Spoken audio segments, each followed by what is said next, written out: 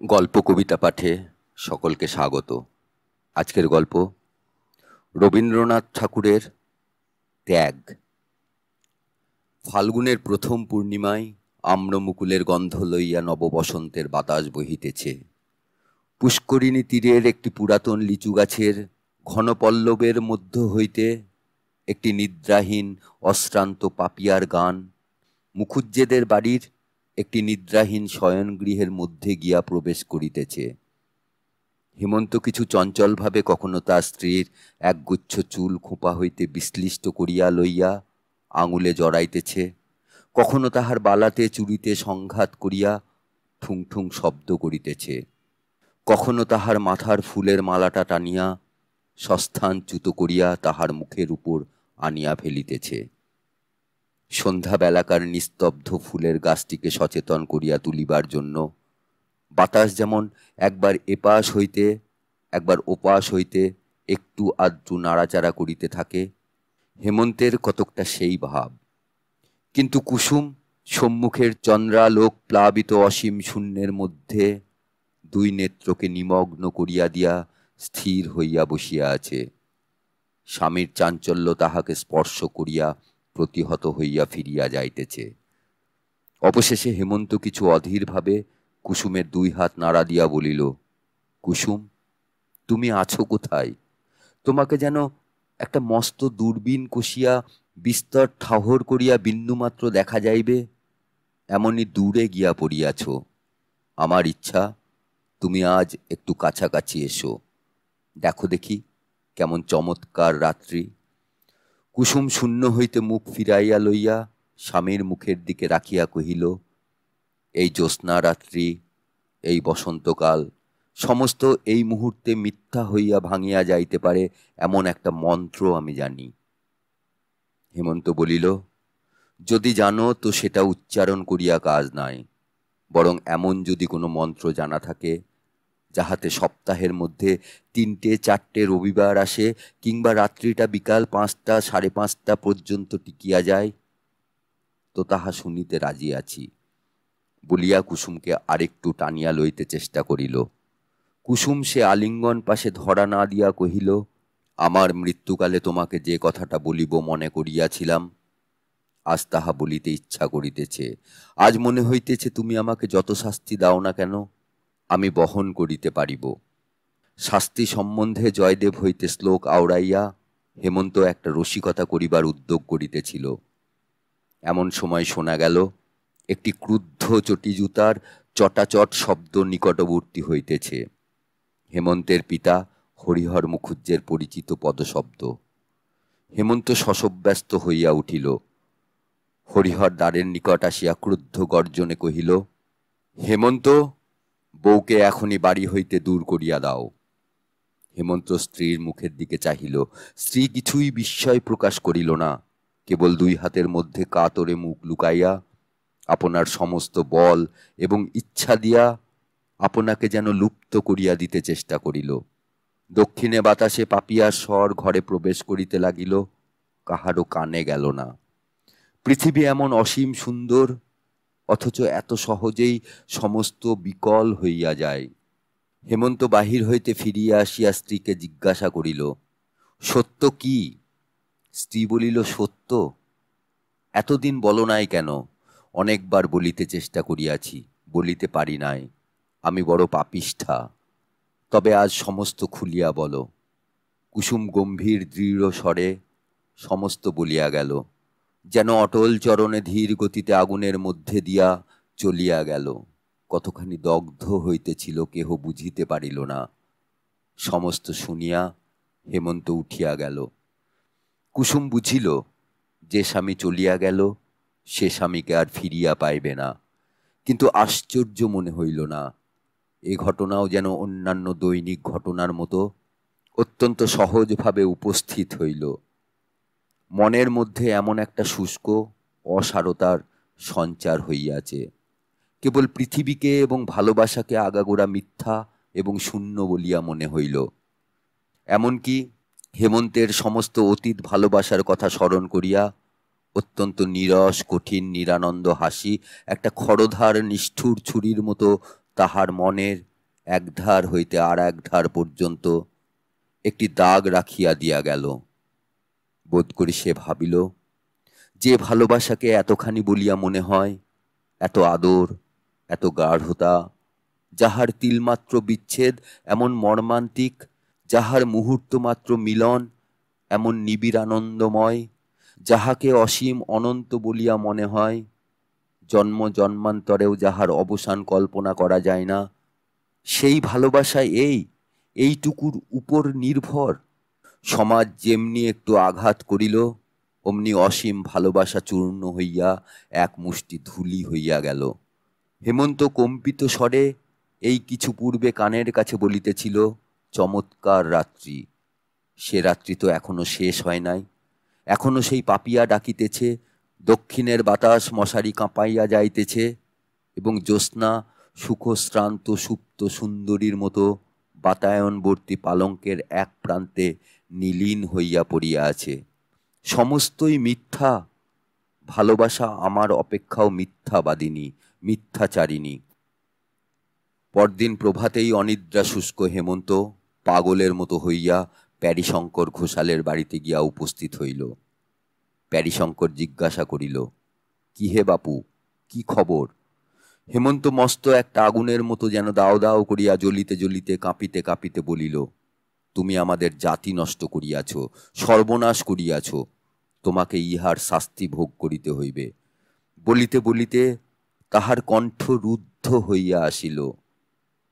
প্যারীশঙ্কর ঈষৎ হাসিয়া কহিল, আর তোমরা আমার জাতি রক্ষা করিয়াছ, আমার সমাজ রক্ষা করিয়াছ, আমার পিঠে হাত বুলাইয়া দিয়াছ। আমার প্রতি তোমাদের বড় যত্ন, বড় ভালোবাসা। হেমন্তর ইচ্ছা হইল সেই মুহূর্তেই প্যারীশঙ্করকে ব্রহ্মতেজে ভস্য করিয়া দিতে, কিন্তু সেই তেজে সে নিজেই জ্বলিতে লাগিল। প্যারীশঙ্কর দিব্য সুস্থ নিরাময় ভাবে বসিয়া রহিল। হেমন্ত ভগ্ন কণ্ঠে বলিল, আমি তোমার কি করিয়াছিলাম? প্যারীশঙ্কর কহিল, আমি জিজ্ঞাসা করি, আমার একটিমাত্র কন্যা ছাড়া আর সন্তান নাই। আমার সেই কন্যা তোমার বাপের কাছে কি অপরাধ করিয়াছিল? তুমি যখন ছোট ছিলে, তুমি হয়তো জানো না ঘটনাটা, তবে মন দিয়ে শোনো। ব্যস্ত হইও না বাপু, ইহার মধ্যে অনেক কৌতুক আছে। আমার জামাতা নবকান্ত আমার কন্যার গহনা চুরি করিয়া যখন পালাইয়া বিলাতে গেল, তখন তুমি শিশু ছিলে। তাহার পর 5 বছর বাদে সে যখন ব্যারিস্টার হইয়া দেশে ফিরিয়া আসিল, তখন পাড়ায় যে একটা গোলমাল বাঁধিল, তোমার বোধ করি কিছু কিছু মনে থাকিতে পারে, কিংবা তুমি না জানিতেও পারো। তুমি তখন কলিকাতায় স্কুলে পড়িতে। তোমার বাপ গ্রামের দলপতি হইয়া বলিলেন, মেয়েকে যদি স্বামীগৃহে পাঠানো অভিপ্রায় থাকে, তবে সে মেয়েকে আর ঘরে লইতে পারিবে না। আমি তাহাকে হাতে পায়ে ধরিয়া বলিলাম, দাদা, এ যাত্রা তুমি আমাকে ক্ষমা করো, আমি ছেলেটিকে গোবর খাইয়া প্রায়শ্চিত্ত করাইতেছি, তোমরা তাহাকে জাতে তুলিয়া লও। তোমার বাপ কিছুতেই রাজি হইলেন না। আমিও আমার একমাত্র মেয়েকে ত্যাগ করিতে পারিলাম না। জাত ছাড়িয়া, দেশ ছাড়িয়া কলিকাতায় আসিয়া ঘর করিলাম। এখানে আসিয়াও আপদ মিটিল না। আমার ভ্রাতুষ্পুত্রের যখন বিবাহের সমস্ত আয়োজন করিয়াছি, তোমার বাপ কন্যা কর্তাদের উত্তেজিত করিয়া সে বিবাহ ভাঙিয়া দিলেন। আমি প্রতিজ্ঞা করিলাম, যদি ইহার প্রতিশোধ না লই, তবে আমি ব্রাহ্মণের ছেলে নহি। এইবার কতকটা বুঝিতে পারিয়াছ, কিন্তু আর একটু সবুর করো। সমস্ত ঘটনাটি শুনিলে খুশি হইবে। ইহার মধ্যে একটু রস আছে। তুমি যখন কলেজে পড়িতে, তোমার বাসার পাশেই বিপ্রদাস চাটুর্যের বাড়ি ছিল। বেচারা এখন মারা গিয়াছে। চাটুর্যে মহাশয়ের বাড়িতে কুসুম নামে একটি শৈশব বিধবা অনাথা কায়স্থ কন্যা আশ্রিতভাবে থাকিত। মেয়েটি বড় সুন্দরী। বুড়ো ব্রাহ্মণ কলেজের ছেলেদের দৃষ্টিপথ হইতে তাহাকে সংবরণ করিয়া রাখিবার জন্য কিছু দুশ্চিন্তাগ্রস্ত হইয়া পড়িয়াছিল। কিন্তু বুড়ো মানুষকে ফাঁকি দেওয়া একটি মেয়ের পক্ষে কিছুই শক্ত নহে। মেয়েটি প্রায়ই কাপড় শুকাইতে দিতে ছাতে উঠিত, এবং তোমারও বোধ করি ছাতে না উঠিলে পড়া মুখস্থ হইত না। পরস্পরের ছাদ হইতে তোমাদের কোনরূপ কথাবার্তা হইত কি না সে তোমরাই জানো, কিন্তু মেয়েটির ভাবগতিক দেখিয়া বুড়ার মনেও সন্দেহ হইল, কারণ কাজকর্মে তাহার ক্রমিক ভুল হইতে দেখা গেল, এবং তপস্বিনী গৌরীর মতো দিন দিন সে আহার নিদ্রা ত্যাগ করিতে লাগিল। একদিন সন্ধ্যাবেলায় সে বুড়ার সম্মুখেই অকারণে অশ্রু সংবরণ করিতে পারিত না। অবশেষে বুড়া আবিষ্কার করিল, ছাতে তোমাদের মধ্যে সময়ে অসময়ে নীরব দেখা সাক্ষাৎ চলিয়া থাকে। এমনকি কালেজ কামাই করিয়াও মধ্যাহ্নে চিলের ঘরের ছায়ায় ছাতের কোণে তুমি বই হাতে করিয়া বসিয়া থাকিতে। নির্জন অধ্যয়নে সহসা তোমার এত উৎসাহ জন্মিয়াছিল। বিপ্রদাস যখন আমার কাছে পরামর্শ জানিতে আসিল, আমি কহিলাম, খুড়ো, তুমি তো অনেক দিন হইতে কাশী যাইবার মানস করিয়াছ, মেয়েটিকে আমার কাছে রাখিয়া তীর্থবাস করিতে যাও, আমি তাহার ভার লইতেছি। বিপ্রদাস তীর্থে গেল। আমি মেয়েটিকে শ্রীপতি চাটুর্যের বাসায় রাখিয়া তাহাকেই মেয়ের বাপ বলিয়া চালাইলাম। তাহার পর যাহা হইল তোমার জানা আছে। তোমার কাছে আগাগোড়া সব কথা খোলসা করিয়া বলিয়া বড় আনন্দ লাভ করিলাম। এ যেন একটি গল্পের মতো। ইচ্ছা আছে সমস্ত লিখিয়া একটি বই করিয়া ছাপাইব। আমার লেখা আসে না। আমার ভাইপোটা শুনিতেছি একটু আধটু লেখে, তাহাকে দিয়া লেখাইবার মানুষ আছে, কিন্তু তোমাতে তাহাতে মিলিয়া লিখিলে সবচেয়ে ভালো হয়, কারণ গল্পের উপসংহারটি আমার ভালো করিয়া জানা নাই। হেমন্ত প্যারীশঙ্করের এই শেষ কথাগুলিতে বড় একটা কান না দিয়া কহিল, কুসুম এই বিবাহে কোনো আপত্তি করে নাই? প্যারীশঙ্কর কহিল, আপত্তি ছিল কিনা বোঝা ভারী শক্ত। জানো তো বাপু, মেয়ে মানুষের মন যখন না বলে তখন হ্যাঁ বুঝিতে হয়। প্রথমে তো দিন কতক নূতন বাড়িতে আসিয়া তোমাকে না দেখিতে পাইয়া কেমন পাগলের মতো হইয়া গেল। তুমিও দেখিলাম কোথা হইতে সন্ধান পাইয়াছ। প্রায়ই বই হাতে করিয়া কালেজে যাত্রা করিয়া তোমার পথ ভুল হইত, এবং শ্রীপতির বাসার সম্মুখে আসিয়া কি যেন খুঁজিয়া বেড়াইতে, ঠিক যে প্রেসিডেন্সি কলেজের রাস্তা খুঁজিতে তাহা বোধ হইত না, কারণ ভদ্রলোকের বাড়ির জানালার ভিতর দিয়া কেবল পতঙ্গ ও উন্মাদ যুবকদের হৃদয়ের পথ ছিল মাত্র। দেখিয়া শুনিয়া আমার বড় দুঃখ হইল। দেখিলাম তোমার পড়ার বড়ই ব্যাঘাত হইতেছে, এবং মেয়েটির অবস্থাও সংকটাপন্ন। একদিন কুসুমকে ডাকিয়া লইয়া কহিলাম, বাছা, আমি বুড়া মানুষ, আমার কাছে লজ্জা করিবার আবশ্যক নাই। তুমি যাহাকে মনে মনে প্রার্থনা করো আমি জানি, ছেলেটিও মাটি হইবার জো হইয়াছে। আমার ইচ্ছা তোমাদের মিলন হয়। শুনিবা মাত্র কুসুম একেবারে বুক ফাটিয়া কাঁদিয়া উঠিল এবং ছুটিয়া পালাইয়া গেল। এমনি করিয়া প্রায় মাঝে মাঝে সন্ধ্যাবেলায় শ্রীপতির বাড়ি গিয়া কুসুমকে ডাকিয়া তোমার কথা পারিয়া ক্রমে তার লজ্জা ভাঙিলাম। অবশেষে প্রতিদিন ক্রমিক আলোচনা করিয়া তাহাকে বুঝাইলাম যে বিবাহ ব্যতীত পথ দেখি না, তাহা ছাড়া মিলনের আর কোনো উপায় নাই। কুসুম কহিল, কেমন করিয়া হইবে? আমি কহিলাম, তোমাকে কুলীনের মেয়ে বলিয়া চালাইয়া দিব। অনেক তর্কের পর সে এ বিষয়ে তোমার মত জানিতে কহিল। আমি কহিলাম, ছেলেটা একে খেপিয়া যাইবার জো হইয়াছে, তাহাকে আবার এ সকল গোলমালের কথা বলিবার আবশ্যক কি? কাজটা বেশ নিরাপত্তে নিশ্চিন্তে নিষ্পন্ন হইয়া গেলেই সকল দিকে সুখের হইবে।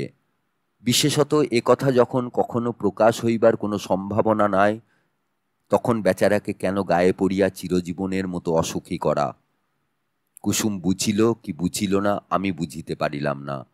কখনো কাঁদে, কখনো চুপ করিয়া থাকে। অবশেষে আমি যখন বলি তবে কাজ নাই, তখন আবার সে অস্থির হইয়া উঠে। এইরূপ অবস্থায় শ্রীপতিকে দিয়া তোমাকে বিবাহের প্রস্তাব পাঠাই। দেখিলাম সম্মতি দিতে তোমার তিলমাত্র বিলম্ব হইল না। তখন বিবাহের সমস্ত ঠিক হইল। বিবাহের অনতিপূর্বে কুসুম এমনই বাঁকিয়া দাঁড়াইল, তাহাকে আর কিছুতেই বাগাইতে পারি না। সে আমার হাতে পায়ে ধরে, বলে, ইহাতে কাজ নাই জ্যাঠামশাই। আমি বলিলাম, কি সর্বনাশ, সমস্ত স্থির হইয়া গেছে, এখন কি বলিয়া ফিরাইব?